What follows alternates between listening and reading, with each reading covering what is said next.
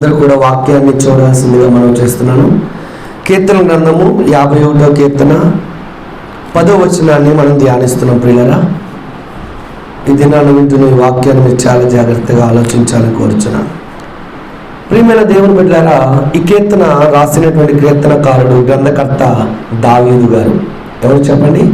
దావీదు. అంటే 150 కీర్తనలు ఉన్నాయి బైబిల్లో. 150 కీర్తనలు దావీదు రాసినవి మాత్రము కావు. ఈ 51వ కీర్తన రాసిన సందర్భాన్ని గురించి చెప్తున్నాడు. చూడండి, ఈ కీర్తన రాసిన సందర్భాన్ని గురించి మాట్లాడుతున్నాడు. మొదటి వచనానికి ముందు చిన్నటి అక్షరాలతో రాయబడిన విషయం మనం చదువుతున్నాం. ప్రధాన గాయకునికి అంటున్నాడు. మొదలు పెడుతూ ఆయన ఏమన్నాడండి? ప్రధాన గాయకునికి అని చెప్తూ, దావీదు బత్షెబా యొద్దకు వెళ్ళిన తర్వాత నాతాను ప్రవక్త అతని యొద్దకు వచ్చినప్పుడు అతడు రచించిన కీర్తన అంటున్నాడు. అంటే దావీదు గారి కీర్తన ఎప్పుడు రాస్తారంటే ప్రియులారా, ఎప్పుడు రాస్తారమ్మా? బత్షెబా దగ్గరికి వెళ్ళి వచ్చిన తర్వాత రాయలా, వెళ్ళి వచ్చిన వెంటనే రాయలా. ఎప్పుడు రాస్తాడు అంటే ప్రియులారా, దావీదు బత్షెబా యొద్దకు వెళ్ళి వచ్చిన తర్వాత ప్రవక్త అయినటువంటి నాతాను అతన్ని ఏం చేసిన గద్దించాడు. నాతాను ప్రవక్త దావీదుని గద్దించిన తర్వాత జ్ఞానోదయమై తాను చేసినటువంటి తప్పును తాను తెలుసుకుని పశ్చాత్తాప హృదయంతో ఈ 51వ కీర్తన రాశాడు. సందర్భాన్ని అక్కడ జ్ఞాపకం చేస్తున్నాడు. ప్రియులారా, 10వ వచనాన్ని మనం చదువుతున్నప్పుడు, దేవా నా యందు శుద్ధ హృదయము కలుగ చేయము అంటున్నాడు. ఏ హృదయం కావాలంటండి? శుద్ధ హృదయం. ఈరోజు మనుషులందరికీ కావాల్సింది ఏంటో తెలుసా? శుద్ధమైన నీరు. ఏంటది? శుద్ధమైన నీరు అంటే ఫిల్టర్ వాటర్, ప్యూరిఫై వాటర్. మంచినీళ్ళు కావాలని అడిగినప్పుడు మనం ఏదైనా నీళ్ళు ఇస్తే, ఇది ఫిల్టర్ అయిందేనా, ప్యూర్ అయిందేనా? బాబాయ్ మీ మామూలు నీళ్ళు తాగదు, ఫిల్టర్ వాటర్ తాగుతాం అంటున్నాం. అంటే మనిషికి కావాల్సింది శుద్ధమైన నీరు. చెప్పండి, ఏ నీరు కావాలి? అలాగే మనిషికి కావాల్సినటువంటి పదార్థం, తినే ఆహారం కూడా ఎలాంటిదై ఉండాలి? శుద్ధమైనదై ఉండాలి. అందుకే మనం తినేటప్పుడు, ఆహారం తినేటప్పుడు కూడా మనం తింటున్నటువంటి ఆ పరిసరాలు బాగున్నావో లేవో అని చూసుకుంటాం. కాలువ పక్కన, పెంట పక్కన ఎవరు ఏది తినడానికి ఇష్టపడరు. అంటే మనం తింటున్నప్పుడు మన చుట్టూ ఉన్న పరిసరాలు కూడా ఎలా ఉండాలి? చెప్పండి, శుభ్రంగా ఉండాలి, బాగుండాలి, మంచిదే. అనేక సార్లు పానీపూరి అమ్మేటువంటి వారు చాలామంది బయట ఆహారం తినరు, మంచి అలవాటు. చాలామంది బయట ఆహారం తినరు, బయట ఫుడ్ తినరు. ఎందుకంటే ఆ పానీపూరి అమ్ముతున్నవాడు ఆ పూరి తీసుకుని నీటిలో ఉంచి ఒక ప్లేట్లో పెడతాడు. మనం ఉల్లిపాయలు వేసుకుని తింటాం హాయిగా, ఎంత కమ్మగా ఉంటుందో కదా. తిన్నారా పానీపూరి ఎప్పుడైనా? అలా తింటూ తింటూ సడన్గా ఆయన దురదేసింది అనుకోండి, ఎవరికి? అమ్మేవారికి. అమ్మేవారికి దురదేసింది అనుకోండి, వెంటనే తన చేతితో ఏం చేస్తాడు చెప్పండి? గోక్కుంటాడు. ఎక్కడెక్కడో గోక్కుంటాడు. గోక్కున్న దాంతో మళ్ళీ తీసి ఏం చేస్తాడంటే నీకు ఇస్తాడు. హాయిగా కమ్మగా ఉందని మనం తినేస్తాం. మొన్న ఈ మధ్యన ఒక వీడియో చూస్తాను.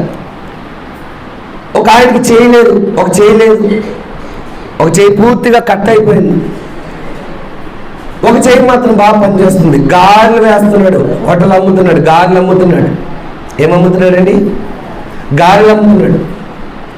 సాధారణంగా గారెలు తయారు చేసినప్పుడు స్త్రీలైన మీ అందరికీ తెలుసు, ఒక పల్చటి మైకే కవర్ తీసుకుని, పిండి కొద్దిగా తీసుకుని, ఆ గారెలకు సంబంధించిన పెసరపప్పు లేకపోతే ఏ పప్పు అయితే ఆ పప్పు తీసుకుని చక్కగా ఏం చేస్తారండి? ఇలా ఒక చేతితో పిండి పట్టుకుని, పిండి ఉన్నటువంటి పేపర్ పట్టుకుని, ఆ పేపర్ కవర్ పట్టుకుని, ఇంకొక చేతితో ఏం చేస్తారు?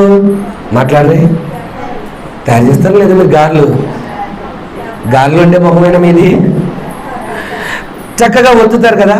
ఇప్పుడు 2 చేతులతో పని ఉంది. గారెలు తయారు చేయాలంటే ఏం చేయాలండి? 2 చేతులతో పని ఉంది. ఆ ఒత్తిన తర్వాత దాన్ని తీసుకెళ్ళి ఏం చేస్తారంటే పెనంలో నూనె పోసి బాగా వేడిగా మరిగిన తర్వాత అందులో పోస్తారు. ఈ వండి అమ్మేవాడికి ఏం లేదని చెప్పాను? ఒక చేయలేదు. ఈ చేయలేని ఆ చేతిని కొంచెం పైకెత్తాడు, ఇలాగే సేమ్ నాలాగే. ఈ గారి పిండి తీసుకున్నాడు, ఇక్కడ ఒత్తుతున్నాడు ఇలాగా. మీ బాగా అర్థం కాదండి, ఇలా ఒత్తుతున్నాడు. ఎక్కడ? సంకలు. అలా ఒత్తుతూ తీసి ఏం చేస్తున్నాడంటే పెనంలో వేస్తున్నాడు.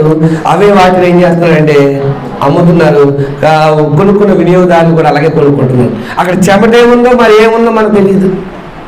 చాలా రుచిగా ఉంటాయి బయట ఉన్న ఆహారం, బయట వండిన ఆహారం, బయట నమ్మిన ఆహారం.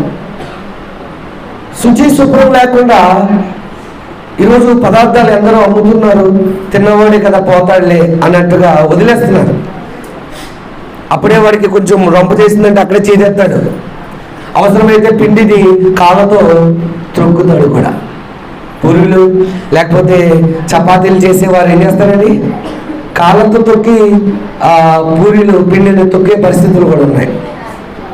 అంటే కొంతమంది, అందుకే ఈరోజు ఇంట్లో తయారు చేసినటువంటి ఆహారం లాగా ఉంటుంది మా ఇంటి ఆహారం, మా కొట్లో ఉన్న ఆహారం అని చెప్పి ఒక రకమైనటువంటి పదార్థాలు తయారు చేసి వారు ఏం చేస్తున్నట్టు అమ్ముతూ ఉన్నారు. మీరు గమనించలేదు? ఎలా ఉంటాయట ఈ ఆహారం? అమ్మ చేతి వంట. దానికి ఏం పేరు పెట్టారండి? అమ్మ చేస్తే ఎలా ఉంటుందో అలాగే ఉంటుంది మా హోటల్లో భోజనం, మా హోటల్లో ఉండేటువంటి పదార్థాలు. కాబట్టి మీరు శుచి విషయంలో కానీ శుభ్రం విషయంలో కానీ ఏ విషయంలో కూడా మీరు అనుమానించగలదు. 100% ఇంట్లో తయారు చేసిన పదార్థాలుగా ఉంటాయని చెప్పి ఈరోజు అడ్వర్టైజ్మెంట్ ఇస్తున్నారు. కారణం ఏంటంటే చాలా చోట్ల, అంటే నా ఉద్దేశం అన్ని చోట్ల కాదు, చాలా చోట్ల ఇలాంటి పదార్థాలే అమ్ముతున్నారు. అవునంటారా కాదంటారా? లేదా నేనేమైనా కల్పించి చెప్తున్నానా? చెప్పండి. లేదు, వాస్తవం ప్రియులరా. కొన్ని సందర్భాల్లో కాయగూరలు లేకపోతే ఆకుకూరలు అమ్మేటువంటి వారు కూడా ఆ మురికి కాలంలో ఆకుకూరల కంటే మట్టి ఉంటుంది చూసారా?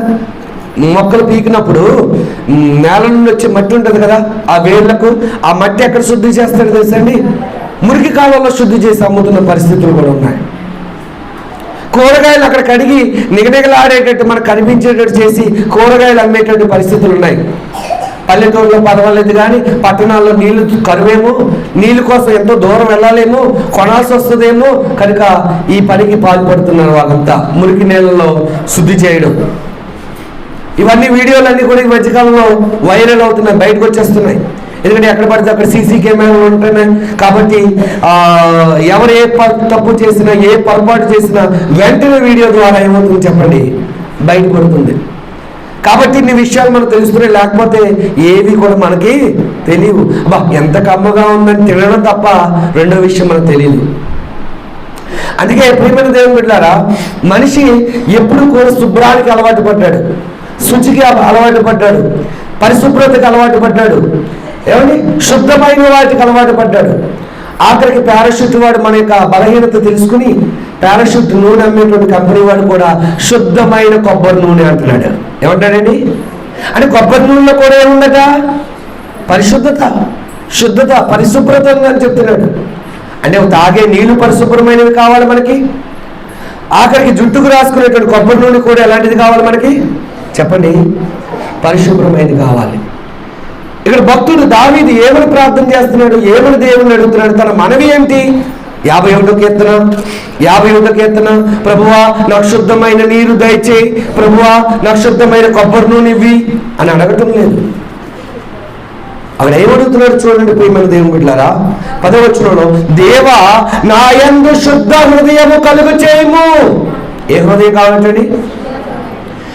దావీదు గారు బయట యొక్క ఆకారం, పైన ఆకారాన్ని గురించి ఆయన దేవుని బ్రతిమలాడలేదు, దేవుని వేడుకోలేదు. ప్రభువా నేను పైకి బాగుండాలి అనుకోలేదు. ఈరోజు ఆడవాళ్ళ కంటే మగవాళ్ళే ఎక్కువ మంది అద్దాల ముందు ఎక్కువసేపు గడుపుతున్నారు. ఎవరికంటే ఎక్కువ? పూర్వకాలం స్త్రీలు ఎక్కువసేపు గడిపేవారు దేని ముందు? అద్దం ముందు. వాళ్ళ జడ బాగుందా, ఏమండి ఈ చీర కట్టు బాగుందా చూసుకునేవారు. ఇప్పుడు దానికంటే ముఖ్యంగా ఎవరు ఎక్కువ గడుపుతున్నారు? మాట్లాడే పురుషులు ఎక్కువ గడుపుతున్నారు, అందానికి ఎక్కువ ప్రాముఖ్యత ఇస్తున్నారు. నాకు తెలిసిన విషయం, కొంతమంది సేవకులట లైవ్లో వీడియో చేస్తున్నప్పుడు, వీడియో కెమెరాలో వాక్యాన్ని రికార్డ్ చేస్తున్నప్పుడు దానికంటే ముందుగా మేకప్కి వెళ్తున్నారట, బ్యూటీ పార్లర్కి వెళ్తున్నారట, మేకప్ వేసుకున్న తర్వాత వాక్యం చెప్తున్నారట. శుభ్రం మంచిదే, కానీ అతి మేకప్ అనేది అంత మాత్రము మంచిది కాదు. మనం ఉదయాన్నే బ్రష్ చేస్తాం పేస్ట్ పెట్టుకుని, దేనికోసం? పళ్ళ శుభ్రత. పంటికి ఏమి ఉండాలటండి? శుభ్రత. అందుకే పేస్ట్ వాడతాం. ఒంటికి సబ్బు పెడతాం. ఎందుకు పెడతాం? ఒంటి శుభ్రత. మనిషికి పంటి శుభ్రత ఉంది, ఇంకో రెండేది ఏంటండి? ఒంటి శుభ్రత ఉంది, ఆఖరికి ఇంటి శుభ్రత కూడా ఉంది. మనంతా మీరు ఏం చేశారు డిసెంబర్ 31 ముందు? చెప్పండి. మీ ఇళ్ళన్నీ శుభ్రం చేయలేదా? అన్ని తీసి బయట పారేసి ఇల్లంతా శుభ్రం చేసి రంగులు వేసి మళ్ళీ అన్ని పాత్రలు కడిగి లోపల చక్కగా అలంకరించలేదా? అంటే మనిషికి పంటి శుభ్రం ఉంది, ఒంటి శుభ్రం ఉంది, మూడోది ఇంటి శుభ్రం ఉంది. కానీ అసలు శుభ్రపరచాల్సింది ఏంటో తెలుసా? హృదయం. మొదటి శుద్ధి కావాల్సింది ఏంటంటే హృదయం. దావీదు అదే ప్రార్థన చేస్తున్నాడు. ప్రభువా, నేను బయట ఆకార రూపంలో పైన బాగుండాలి, నేను అందంగా కనబడాలి అనేకులకు, నా శరీరం బాగుండాలి, నా శరీర సౌష్ఠవం బాగుండాలి, నా ముఖం వచ్చేస్తూ బాగుండాలి, నా ముఖ కళ తెల్లగా మారాలి అని చెప్పి ఆయన ప్రార్థన చేయలేదు. ఏమని ప్రార్థన చేశాడు ప్రియులరా? ఏమని ప్రార్థన చేశాడు? దేవా, నా యందు శుద్ధ హృదయము కలుగు చేయము అంటున్నాడు. ఏ హృదయం కావాలంటండి? శుద్ధ హృదయం. ఈ నూతన సంవత్సరంలో మొదటి ఆదివారమున మీరు వింటున్నటువంటి వాక్యం రెండో మాటలో చూస్తున్నాం ప్రియులరా. రెండో లైన్, నా అంతరంగములో స్థిరమైన మనసును నూతనముగా పుట్టించుము. నా అంతరంగములో స్థిరమైన మనసును నూతనముగా పుట్టించుము. ప్రియులరా, అప్పుడే 2022 అయిపోయిందో, వచ్చిందా, ఇంకా రాలేదా? అయిపోయి ఒక రోజు అయిపోయింది, రెండో రోజులు కూడా అయిపోతుంది. ఎప్పుడా కొత్త సంవత్సరం ఎప్పుడా అని ఎదురు చూస్తాం. ఏమైపోయింది చెప్పండి? రావడం వచ్చేసింది, ఆయన వెళ్ళిపోవడం కూడా అయిపోతుంది. రోజులు ఎంత త్వరగా గతించిపోతున్నాయేమో తెలుసు. రోజులు గడిచిపోవచ్చు, సంవత్సరాలు గతించిపోవచ్చు, కానీ దేవుని వాక్యం ఎల్లప్పుడూ కూడా ఏమైపోతుందండి? నిలిచిపోతుంది. ఈ భూమి మీద స్థిరంగా నిలిచిపోయేది ఏదైనా ఉందంటే అది కేవలము దేవుని మాట, దేవుని వాక్యం. అది తప్పితే రెండవది ఏది కూడా సుస్థిరంగా నిలిచిపోదు. కాబట్టి దావీదు గారు అంటున్నారు ఏమని? నా అంతరంగములో స్థిరమైన మనసును నూతనముగా పుట్టించుము. ఎలా పుట్టించాలట? నూతనం.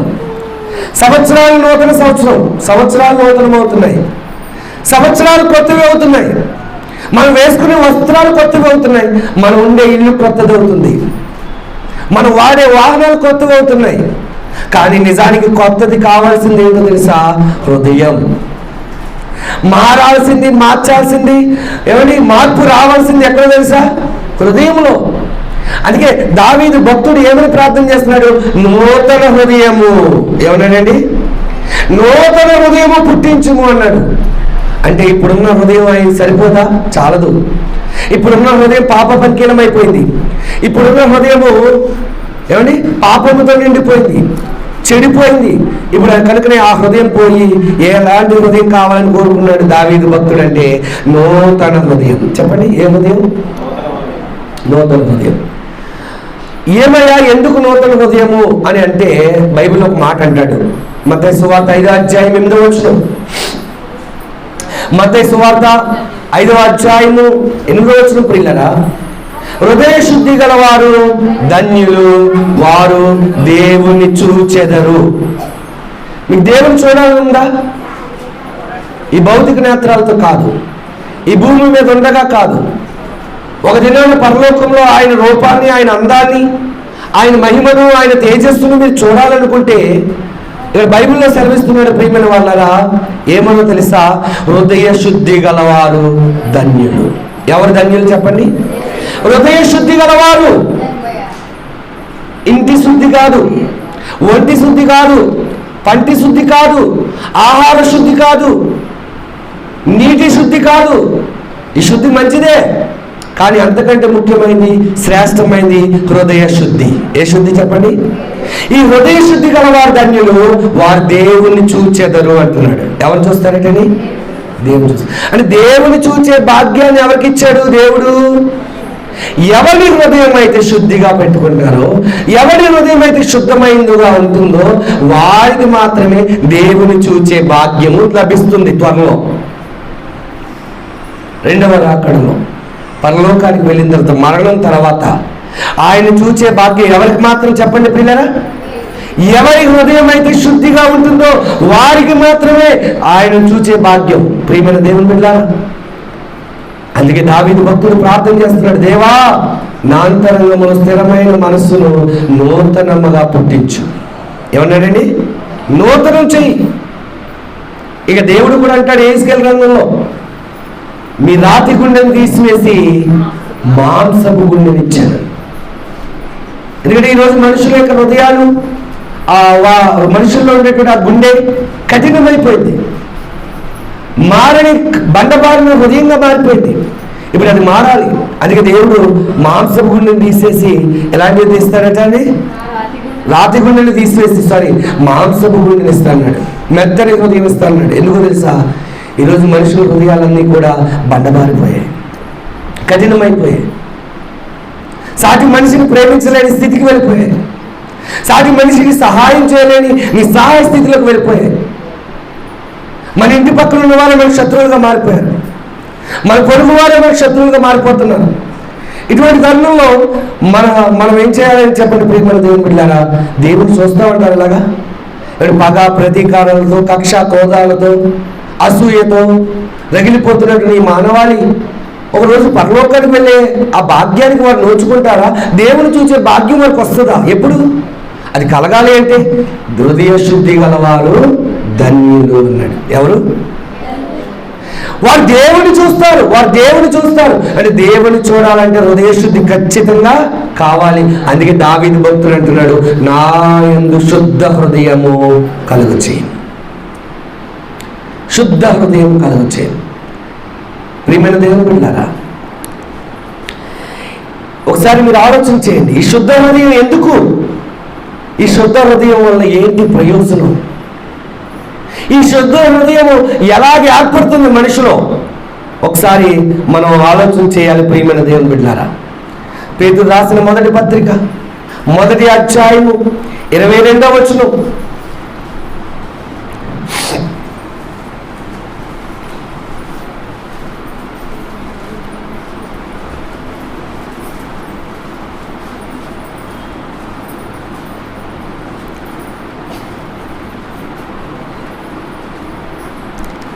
ఏమండి తీసారా?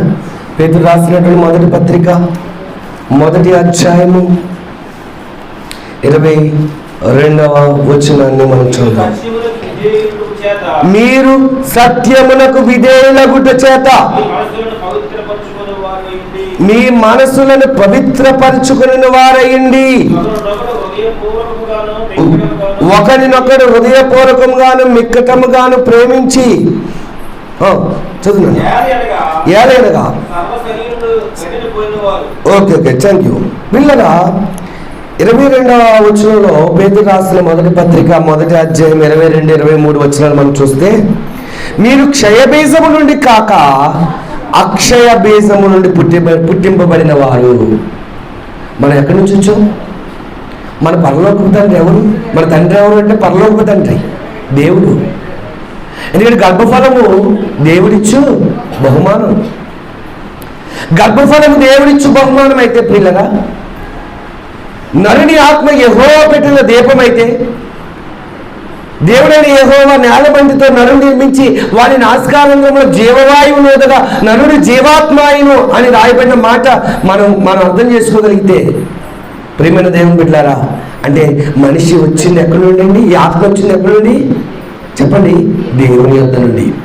అందుకే క్షయబీజము నుండి కాక అక్షయ బీజము నుండి శాశ్వతముకు జీవము గల దేవుని వాక్యము మూలముగా అక్షయ బీజము నుండి పుట్టింపబడిన వారు కనుక నిష్కపటమైన సహోదర ప్రేమ, సహోదరుల పట్ల ఎలాంటి ప్రేమ కలిగి ఉన్నారని? కపటము లేని నిష్కపటమైన సహోదర ప్రేమ కలిగిన వారై మీరు సత్యమునకు విధేయులగుట చేత మీ మనస్సు అంటున్నారు చూడండి, మీ మనస్సు. ప్రియమైన దేవుని బిడ్డలారా, మీరు సత్యమునకు విధేయులగుట చేత మీ మనస్సులను పవిత్రపరుచుకొనిన వారై. అంటే మన మనస్సు పవిత్రం కావాలి, నా యందు శుద్ధ హృదయం కలగాలి, నూతన హృదయం పుట్టాలి అంటే ప్రియులరా ఇక్కడ దేనికి విధేయత చూపించమంటున్నాడు దేవుడు? సత్యవాక్యమునకు. దేనికి? వాక్యము, సత్యవాక్యం. అన్ని వాక్యాలు, అందరూ బోధించిన వాక్యాలు సత్యవాక్యం అని చెప్పడానికి వీలు లేదు ఇందులో. ఎందుకంటే అబద్ధ బోధ కూడా ఉంది ఇందులో. ఏముందండి? అబద్ధ బోధ ఉంది. ఏది అబద్ధమైనదో ఏది సత్యమైనదో మనం తెలుసుకోవాలి. బెరయ క్రైస్తవులు పౌలు శీలలు బోధిస్తున్నది అలా ఉన్నదో లేదో అని వారు ఏం చేశారు? వాక్యాన్ని పరిశీలించారు. ఇక్కడ అంటున్నాడు, మనము ప్రియమైన దేవుని బిడ్డలారా సత్యమునకు విధేయులగుట చేత మీ మనస్సులు పవిత్రపరచుకొనిన వారే. అంటే మనస్సు పవిత్రం ఎలా అవుతుంది? నీ హృదయం పవిత్రం ఎలా అవుతుంది? సత్యమునకు. చెప్పండి. ఒకటి, సత్యమునకు విధేయులైతే. మీరు సత్యమునకు, సత్యవాక్యమునకు విధేయులైతే మీ మనసులు ఏమవుతాయండి? పవిత్రం అవుతుంది. ప్రియమైన వాళ్ళరా, మీ మనసులు పవిత్రపరచబడతాయి. అలాగే మీ మనసులు పవిత్రపరచబడాలంటే సత్యవాక్యములకు మీరు ఏమవ్వాలంటే విధేయులవ్వాలి. అదే చెప్పాడు దేవుడు ఇక్కడ. కొరింథీయులకు రాసిన 2వ పత్రిక 7వ అధ్యాయము 1వ వచనం ఏమన్నాడు చదువుదాం పిల్లరా. కొరింథీయులకు రాసిన 2వ పత్రిక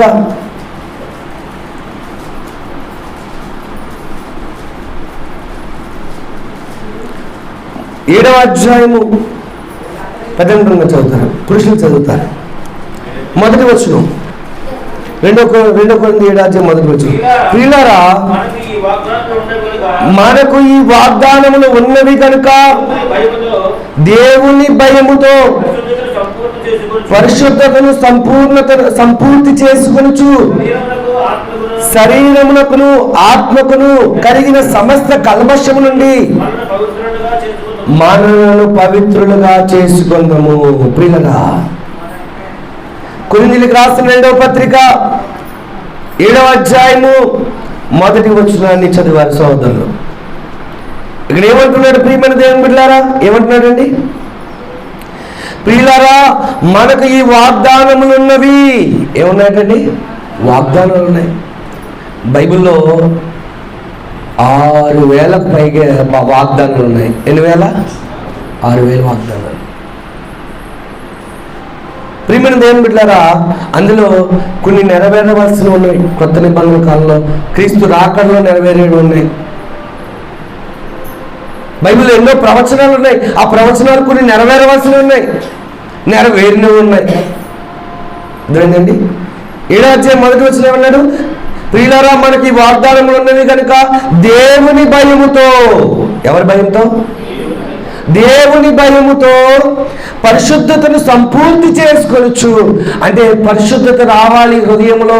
నీ హృదయం శుద్ధి కావాలి అంటే రెండవదిగా ఉండాల్సింది ఏంటో తెలుసా? దేవుని భయము. చెప్పండి. మొట్టమొదటిది ఏంటి? సత్యమునకు విధేయత. మొదటి విషయం నేర్చుకున్నాం. హృదయం శుద్ధి కావాలి. ఎలా అవుతుంది హృదయం శుద్ధి అంటే సత్యానికి విధేయత చూపితే మీ హృదయం ఏమవుతుందంటే శుద్ధి చేయబడుతుంది. మీ హృదయం శుద్ధి కావాలి. ఎలా అవుతుంది శుద్ధి అంటే ఇదిగో దేవుని భయము వలన కూడా హృదయం ఏమవుతుందండి? శుద్ధి అవుతుంది. ఈరోజు చాలా మంది హృదయాలు అపవిత్రంగాను అపరిశుభ్రంగాను చెడిపోయి ఉండడానికి గల కారణం ఏంటంటే వారికి దేవుని భయము ఎంత మాత్రమూ లేదు. 139వ కీర్తనలో దావీదు భక్తుడు అనుకుంటా, ఆయన అంటున్నాడు ఏమని? ప్రభువా, నా యందు నీకు ఆయాసకరమైన ఏదైనా ఉంటే దయచేసి తీసేయను ఆయన అంటున్నాడు. అంటే మన చూపు దేవునికి బాధ కలిగించేదిగా, మన మాట దేవునికి బాధ కలిగించేదిగా, మన చేతులు దేవునికి బాధ కలిగించేవిగా, మన క్రియలు దేవుని నొప్పించేవిగా, ఆయనకు ఆయాసం కలిగించేవిగా ఒకవేళ ఉంటే చదువుతారా 139వ కీర్తన ఆఖరి వచనం 24. నీకు ఆయాసకరమైన మార్గము నా యందు ఉన్నదేమో చూడుము. ఏమన్నా? నీకు ఆయాసకరమైనది ఏదైనా నా యందు ఉన్నదేమో ఏం చేయమన్నాడు? చూడు ప్రభువా. భక్తుడు ఏమని ప్రార్థన చేస్తున్నాడు చూడండి. దేవా, కనీసం నా యందు నీకు ఆయాసకరమైన ఉండడానికి వీల్లేదు. నా చూపు నీకు ఆయాసాన్ని కలిగించకూడదు, నా మాట నీకు ఆయాసాన్ని కలిగించకూడదు, నా ప్రవర్తన నీకు ఆయాసం కలిగించకూడదు, నా క్రియలు నీకు ఆయాసం కలిగించకూడదు, నా చేతలు నీకు ఆయాసం కలిగించకూడదు, నా చెవులు వినే మాటలు నీకు ఆయాసం కలిగించకూడదు, నా నోరు మాట్లాడే మాటలు నీకు ఆయాసం కలిగించకూడదు. ప్రియమైన దేవుని బిడ్డలారా, దేవుని పిల్లలమైన మనము ఈ నూతన సంవత్సరంలో మొదటి ఆదివారంలో మనం ఉన్నాం. ఏం నేర్చుకుంటున్నాం? శుద్ధ హృదయం.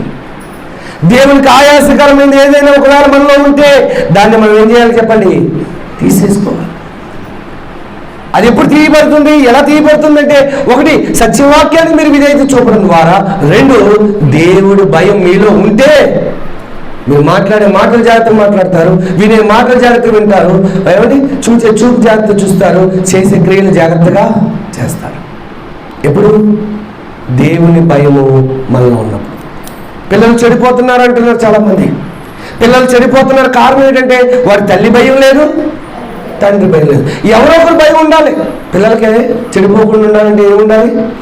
ఎవరో ఒకరు భయం ఉండాలి.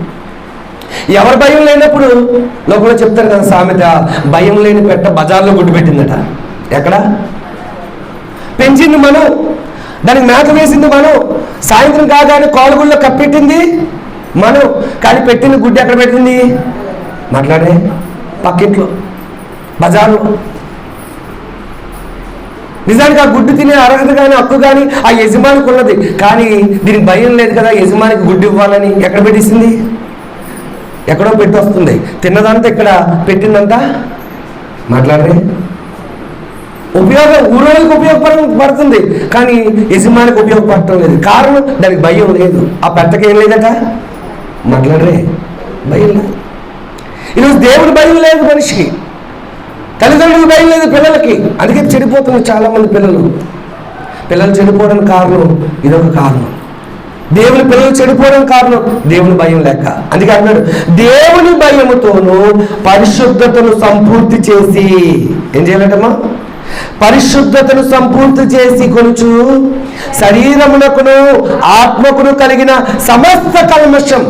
కల్మషం కేవలం ఆత్మకే కలుగుతుంది అనుకోకండి, లేదా కేవలం శరీరానికే కలుగుతుంది అనుకోకండి.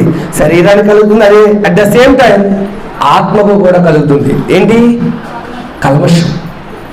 శరీరానికి అంటిన పాపం ఆత్మకు అంటుతుందా అంటే అంటుతుంది. ఆత్మకు అంటిన పాపం శరీరానికి అంటుతుందా అంటే అంటుతుంది. శరీరము ఆత్మకు కలిగిన సమస్త కల్మషము అంటున్నాడు. ఒక వ్యక్తి తను మాట్లాడే మాటల ద్వారా కేవలం శరీరమే అపరిశుభ్రపరచబడుతుంది, నోరు మాత్రమే అపరిశుభ్రపరచబడుతుందని అనుకోకండి. తన నోటి మాట తన శరీరాన్ని మాత్రమే అపవిత్రపరుస్తుందని అనుకోకండి. తన ఆత్మను కూడా పాడు చేస్తుంది, కల్మషం చేస్తుంది. అర్థమైంది పిల్లరా? కాబట్టి దేవుని వాక్యం చెప్తుంది ఏమని?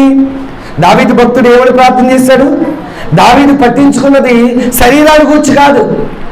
ఒకరోజు సౌలు ఇశ్రాయేలు ప్రజల మీద రాజుగా ఉండే అర్హతను కోల్పోయిన తర్వాత, అవిధేయత వలన అర్హతను కోల్పోయిన తర్వాత దేవుడు సమూయేలును పంపించాడు ఇశ్రాయేలు మీద రాజును నియమించడానికి. ఎవరి యొద్దకు? దావీదు తండ్రి అయిన యెష్షయి యొద్దకు పంపించాడు. ఆ ఇంట్లో అప్పటికి దావీదు లేడు. ఎక్కడున్నాడు? ఆయన ఎక్కడో వేరే చోట గొర్రెలు కాచుకుంటున్నాడు. ఎందుకు వచ్చావయ్యా అని యెష్షయి అడిగాడు సమూయేలుని. నన్ను దేవుడు పంపించాడు, మీ ఇంట్లో ఒకరిని రాజుగా చేయమన్నాడు, మీ అబ్బాయిల్ని రమ్మను అంటే పెద్దవాడిని పిలిచాడు. ఆయన పేరు ఎలియాబు. ఆయన పేరు ఏంటండి? ఎలియాబు.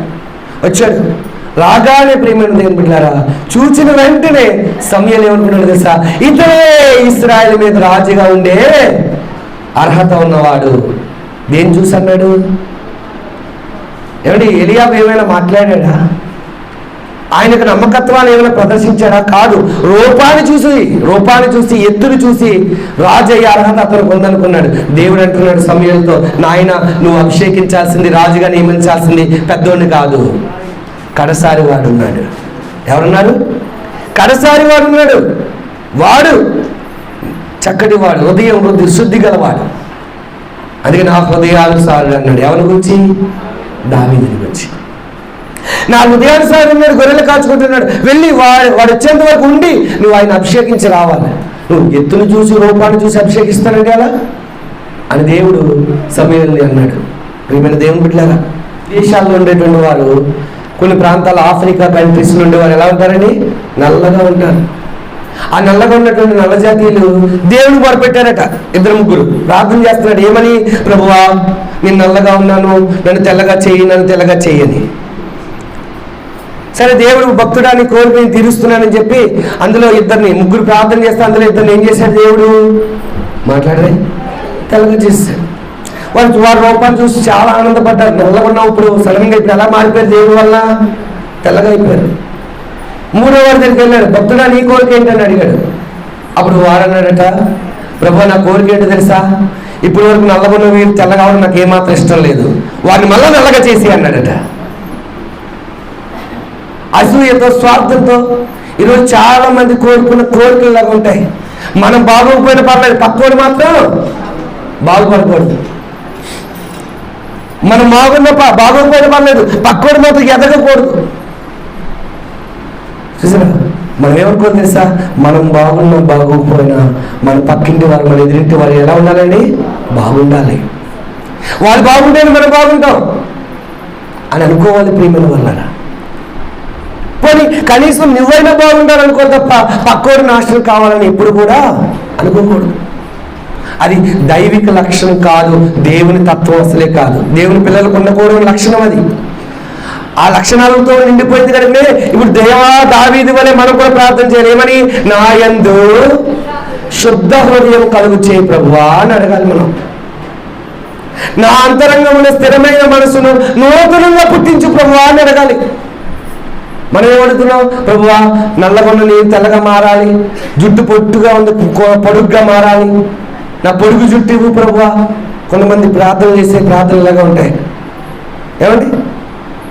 నన్ను అందరూ పొట్టిగా ఉన్నాను ప్రభువా, నన్ను పొడుగు చేయి ప్రభువా అని ప్రార్థన చేస్తారు. చేయాల్సిన ప్రార్థన అది కాదు. చేయాల్సిన ప్రార్థన ఏంటి తెలుసా? శుద్ధ హృదయం ఏమి ప్రభువా. ఎందుకు శుద్ధ హృదయం ఉంటే రేపు పొద్దున్న ఒక రోజున దేవుణ్ణి చూస్తాం. అది ఎలా వస్తుంది?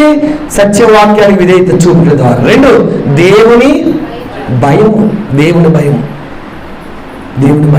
24వ కీర్తనలో ఒక మాట అంటాడు, చదువుదాం. 4వ వచనం. ఈ మాట చదివి ముగించుకుందాం. కీర్తన గ్రంథము 24వ కీర్తన 4వ వచనం. యెహోవా, నీ మార్గమును నాకు తెలియచేయము, నీ త్రోవలను నాకు తేటపరచుము, నన్ను నీ సత్యమును అనుసరింపచేసి నాకు ఉపదేశము చేయము. ప్రియులరా, కీర్తన గ్రంథము 24వ కీర్తన మనం చదువుతున్నాం. ఏమా? 24వ కీర్తన 4వ వచనం. వ్యర్థమైన దాని యందు మనసు పెట్టకయు. ఏమంటాడండి? మధ్యకాలం ఒక వార్త విన్నాను. భార్యాభర్తలు ఇద్దరు కలిసి టీవీ చూస్తున్నారు. ఏం చేస్తున్నారు? టీవీ చూస్తున్నారు. ఈయనేమో మా టీవీ పెట్టమన్నట్టున్నాడు, ఆవిడేమో జీ తెలుగు చూస్తాను కదా. ఇద్దరి మధ్య ఏమొచ్చింది చెప్పండి? గొడవ. ఆ గొడవ కాస్త ముద్ర ఏమైందంటే ఆ భర్త గట్టిగా కొడితే భార్య చచ్చిపోయింది ఆ దెబ్బకి. దేని మీద మనసు పెట్టారు వాళ్ళంతా? దేని మీద మనసు పెట్టారు? టీవీ మీద, ఛానల్ మీద, నాటకల మీద, సినిమాల మీద. అవన్నీ వ్యర్థమైనవని చెప్తున్నాడు కదా దేవుడు. ఏమన్నాడు 4వ వచనంలో? వ్యర్థమైన దాని యందు మనసు పెట్టకయు, కపటముగా ప్రమాణము చేయకయు. అంటే కపట ప్రమాణం అంటే ఏంటి? రాజకీయ నాయకులు ఎన్నో వాగ్దానాలు చేస్తారు, అవన్నీ నెరవేరుస్తారు. చెప్పండి, నెరవేరుస్తారా? అవన్నీ కపటమైన వాగ్దానాలే. అందులో 1-2 నెరవేరితే మనం సంతోషపడిపోతాం, బాబా బలి చేస్తాడు మా నాయకులని. నేను రాజకీయాల్లోకి వస్తున్నాను, ఎందుకు వస్తున్నాను తెలుసా? ప్రజల మేలు కోసమే, పేదల కోసమే. మరి పేదల ప్రభుత్వం, రోడ్లు ఇస్తాను, కాలువలు నిర్మిస్తాను, ప్రతి ఇంటికి నీళ్ళు ఇస్తాను, ప్రతి వారికి ఆహారం ఇస్తాను అంటాం. ఎన్నో వాగ్దానాలు. అన్ని వాగ్దానాలు నెరవేర్చగలరా? నెరవేరుస్తున్నారా? అది ఒక వారి మాత్రమే కాదు, ఈరోజు సమాజంలో ఎందరో వాగ్దానం అయితే చేస్తారు, దాని మీద స్టాండ్ అవరు, నిలబడరు. అది అవన్నీ కూడా ఏమన్నాడు? కపటమైన వాగ్దానాలు. అవన్నీ ఏంటండి? కపటముగా ప్రమాణం చేయకయు, నిర్దోషమైన చేతులు, శుద్ధమైన హృదయం కలిగి ఉండేవాడే వాడి యెహోవా వలన ఆశీర్వాదమునందును. దేవుని వల్ల మీరు ఆశీర్వదించబడాలనుకుంటున్నారా? దేవుడు మిమ్మల్ని దీవించాలని రెడీగా ఉన్నాడు. దేవుడు నిన్ను దీవిస్తాడు కూడా. దేవుడు నిన్ను దీవించాలంటే ఇక్కడ అంటున్నాడు, ప్రియమైన వాళ్ళారా, శుద్ధమైన హృదయం కలిగి ఉండేవాడు, నిర్దోషమైన చేతులు ఎలా ఉన్నాయట? ఈ మధ్యకాలం కరోనా వచ్చిన తర్వాత మాట్లాడుతూ చేతులు శుభ్రం చేసుకున్నాం. దేంతో? శానిటైజర్తో. అంటే నిర్దోషమైన చేతులు, శుభ్రమైన చేతులు, పవిత్రమైన చేతులు అంటే శానిటైజర్తో కలుపుకోవాలా? చెప్పండి. పాపము చేయని చేతులు, చేతులతో చేయని చేతులు, పాపము చేతులతో అంటించుకొనని చేతులు, నిర్దోషమైన చేతులు, శుద్ధమైన హృదయం. ఏ హృదయం అండి? శుద్ధమైన హృదయం. ఎదుటివాడిని కత్తితో పొడుస్తున్నావు అంటే, ఆ చేతితో ఆ పని చేస్తున్నావు, హత్య చేస్తున్నావు అంటే అది ఆ చెయ్యి ఏమైపోయింది చెప్పండి? కేవలం చెయ్యి మాత్రమే కాదు, వాడు అపవిత్రపరచబడుతున్నాడు. ఒకరోజు ఒక చోట ఒక దైవజనుడు నేను కలిసి సువార్తకు వెళ్ళాం. అక్కడ ఆ దైవజనుడు విస్తరించి మాట్లాడుతున్నాడు. అప్పటికే భోజనం సమయం అయిపోయింది. కింద నుంచి వాళ్ళ సంఘ విశ్వాసులే సైకిల్ చేస్తున్నారు. దేనికోసం తెలుసా ఈ సైకిల్? వాక్యం తగ్గించుకొని కట్ చేయమని చెప్పాలంటే ఎలా చెప్పాలి? పాస్టర్ గారు ఆపండి అని చెప్పాలా? Number 1 point. నోటితో ఆ పని చేయలేరు. అందుకే రెండోది ఏం చేస్తారు తెలుసా? ఇలా అంటారు, ఇంటూ మార్క్. అంటే ఏంటి? ఆపండి బాబు అని. అయినా ఆపట్ల. ఈసారి పేక చూపించాడు, ఎలాగ అన్నాడు. ఏమన్నాడు అంటే అర్థమేంటి? ఆయన ఉద్దేశం ఏంటంటే కట్ చేయమని. సమయం అయిపోతుంది, భోజనాలు తొందరపడుతున్నారు, కట్ చేయమని ఏం చూపించాడు ఆయన? అని మనం ఏమర్థం చేసుకోవాలంటే, ఇంకాసేపు విస్తరించి మాట్లాడితే నీ పేక కట్ అయిపోద్దని మనం అర్థం చేసుకోవాలి. సరే, అంతే కదా? కాసేపు కూడా ఓపికతో దేవుని సన్నిధిలో కూర్చోలేని పరిస్థితి ఉంది ఈరోజు సమాజంలో. కాబట్టి ప్రియమైన దేవుని బిడ్డలారా, మరి దేవుని వాక్యం చెప్తుంది, నీ నిర్దోషమైన చేతులను శుద్ధమైన హృదయం కలిగి ఉండేవాడే వాడి యెహోవా వలన ఆశీర్వాదమునందును. ఎవరి వల్ల? ఈ నూతన సంవత్సరంలో దేవుని చేత ఆశీర్వాదం కావాలని కోరుకుంటున్నారుగా. నన్ను దేవుడు దీవించాలని ఆశపడుతున్నారు కదా. నేను దేవుని చేత ఆశీర్వదించబడాలని కోరుకున్న మీరు మీ చేతులు నిర్దోషంగా పెట్టుకోవాలి, మీ హృదయం శుద్ధిగా పెట్టుకోవాలి. అప్పుడే దేవుడు మిమ్మల్ని, మీ కుటుంబాలను ఏం చేస్తాడండి? ఆశీర్వదిస్తాడు. నిర్దోషమైన చేతులు లేకుండా, శుద్ధమైన హృదయం లేకుండా ప్రియమైన దేవుని బిడ్డలారా, మనము దేవుని చేత చెప్పండి ఆశీర్వదించబడలేము. దేవుని చేత ఆశీర్వదించబడాలని కోరుకునే వారు ఎవరైనా సరే శుద్ధమైన హృదయం కావాలి. అందుకే భక్తుడు దావీదు ప్రార్థన చేస్తున్నాడు, దేవా నా యందు శుద్ధ హృదయము కలుగు చేయము, నా అంతరంగంలో స్థిరమైన మనసు నూతనముగా పుట్టించుమన్నాడు. ఎందుకంటే హృదయం నూతనమైతే నువ్వు దేవుని చూస్తావు. హృదయం ఎలా నూతనమవుతుంది? సత్యవాక్యాన్ని విధేయత చూస్తే. హృదయం ఎలా నూతనమవుతుంది? దేవుని భయము నీలో ఉంటే హృదయం ఏమవుతుందంటండి? నూతనమవుతుంది. పిల్లరా, అపోస్తలుల కార్యాలు 15:9 అంటున్నాడు, వారి హృదయములను విశ్వాసం వల్ల పవిత్రపరిచి. ఎలా పవిత్రపరిచి? హృదయం పవిత్రపరచబడాలంటే విశ్వాసం కూడా చాలా అవసరం. దేవుని పట్ల మీకు ప్రగాఢమైన బలమైన విశ్వాసం ఉంటే, స్థిరమైన విశ్వాసం ఉంటే ప్రియమైన దేవుని బిడ్డలారా, మీ హృదయం పవిత్రపరచబడుతుంది. ఈరోజు చాలా మంది హృదయాలు చెడిపోవడానికి కారణం ఏంటంటే దేవుని పట్ల వారికి పరిపూర్ణమైన విశ్వాసము లేకే. కనుక ఇక బైబిల్ అంటాడు, అపోస్తలుల కార్యాలు 15:9 వారి హృదయములను విశ్వాసం వలన పవిత్రపరిచి. అని విశ్వాసం కూడా మన హృదయాలు ఏం చేస్తుంది చెప్పండి? పవిత్రపరుస్తుంది. కాబట్టి పిల్లరా, విశ్వాసాన్ని పెంపొందించుకుంటూ ఈ నూతన సంవత్సరంలో నీ హృదయాన్ని పవిత్రపరచుకుని దేవునికి మరింత దగ్గర కావాలని కోరుకుంటూ ఈ నా మాటలు ముగిస్తున్నాను. మీ అందరికీ వందనాలు తెలియజేస్తాను.